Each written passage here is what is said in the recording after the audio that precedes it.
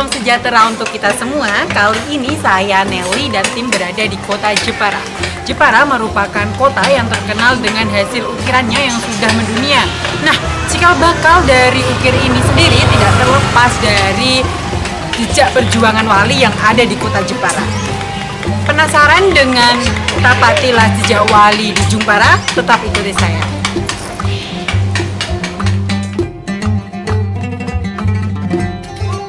Jepara, sebuah kota yang menyimpan sejarah luhur di tanah Jepara. Hamparan kayu-kayu suci kehidupan mengelilingi di setiap sudut desa. Masyarakat yang berpegang teguh pada nilai-nilai kelokalan yang diwariskan oleh nenek moyang mereka.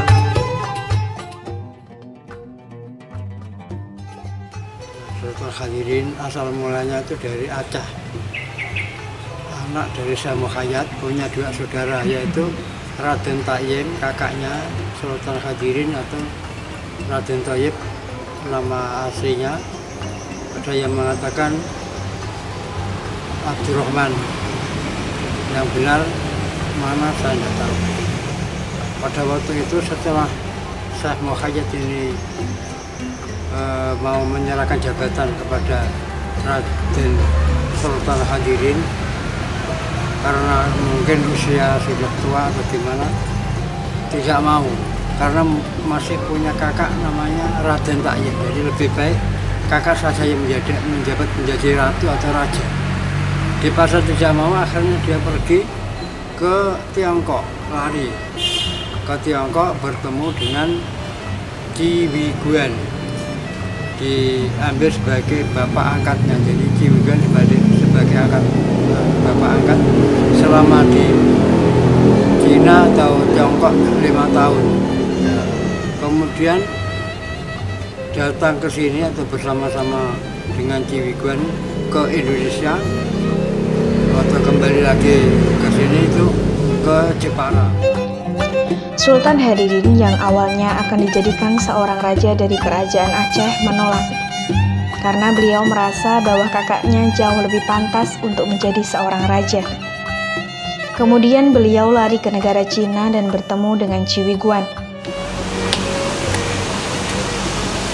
Nah, kali ini saya sudah berada di kompleks Makam Mantingan, jaraknya sekitar 4 km dari pusat kota Jepara. Di Makam Mantingan ini terdapat dua makam wali besar kota Jepara, yaitu Sultan Hadirin dan Syekh Abdul Jalil. Selain itu, di kompleks Makam Mantingan ini terdapat peninggalan sejarah dari Sultan Hadirin, yaitu Masjid Astana Sultan Hadirin. Penasaran bagaimana isi dari kompleks Makam Mantingan ini? Tetap ikuti saya.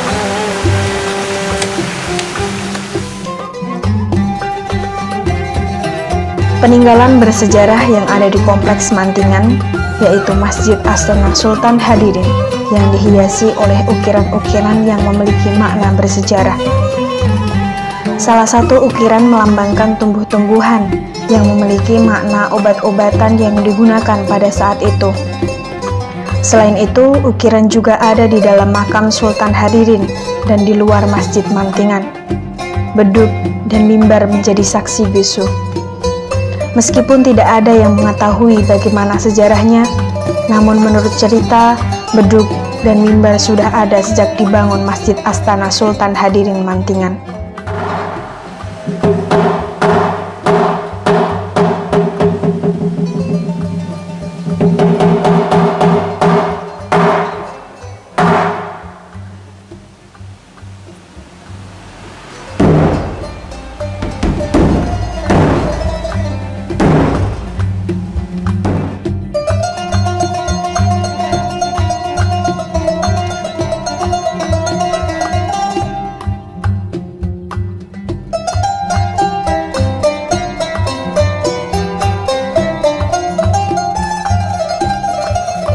Juru kunci Ali Syafi'i di Makam Mantingan mengatakan bahwa metode dakwah yang digunakan oleh Sultan Hadirin sangat menarik, karena beliau mengajarkan Islam dengan cara yang halus, seperti ketika Sultan Hadirin mengajari mengukir, masyarakat menjadi tertarik dan datang ke padepokan.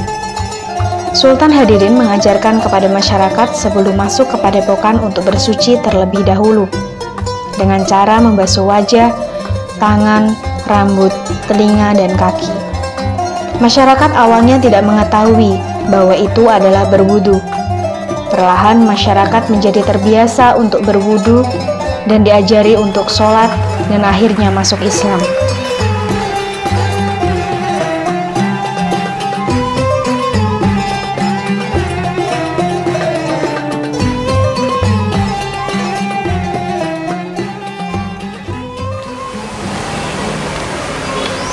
Kali ini saya sudah selesai berziarah di makam Sultan Hadirin dan juga Syekh Abdul Jalil. Setelah ini saya akan berziarah ke beberapa makam wali yang ada di Kecamatan Bangsri. Ikuti terus perjalanan saya.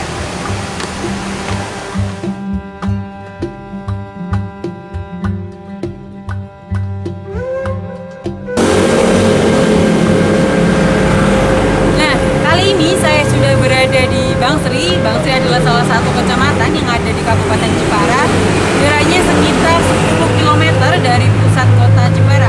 Di Bangsri ini saya akan berkunjung ke beberapa makam wali besar yang juga ikut serta menyebarkan agama Islam di kota Jepara.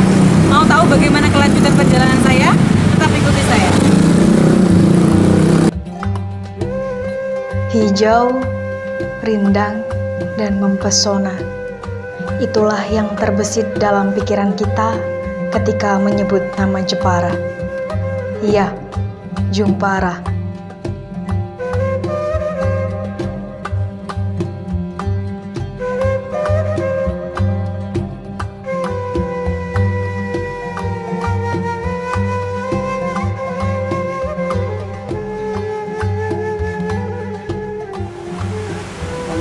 Kami banyak menggunakan dakwah hilkhal, artinya tidak dengan ini kata-kata, tapi dakwah ajaannya itu dengan hal.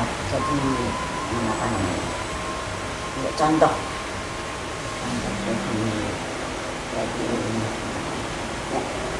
bisa nurhal itu afsoh, artinya nek memberikan dengan suatu contoh yang dikerjakan itu lebih bagus, lebih mengesankan, lebih mengena daripada memberikan dengan kata-kata.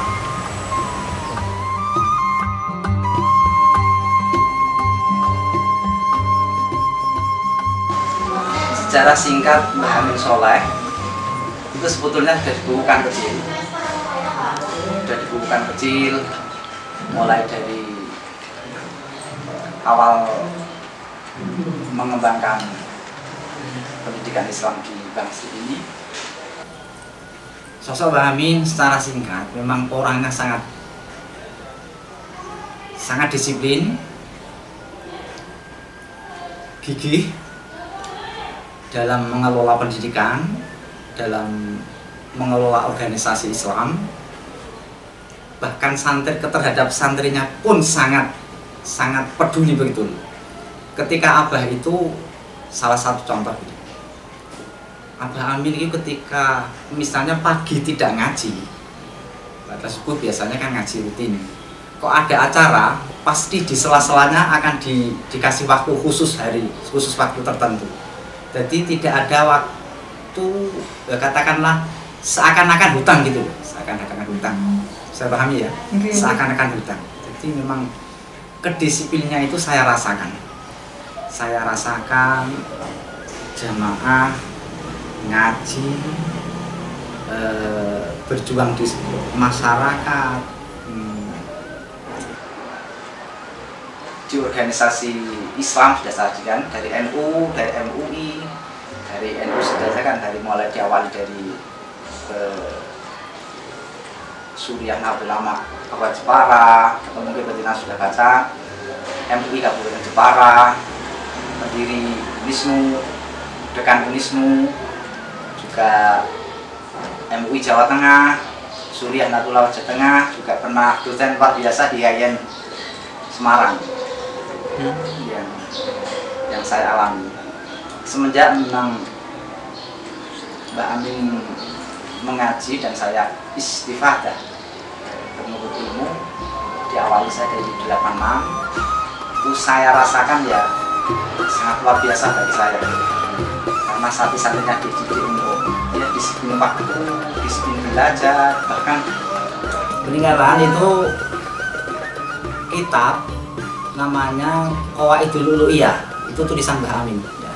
Kalau sekarang kayaknya masih kayak Qawaidul Uluhiyah, Qawaidul Fikih yang diajarkan setiap batal subuh.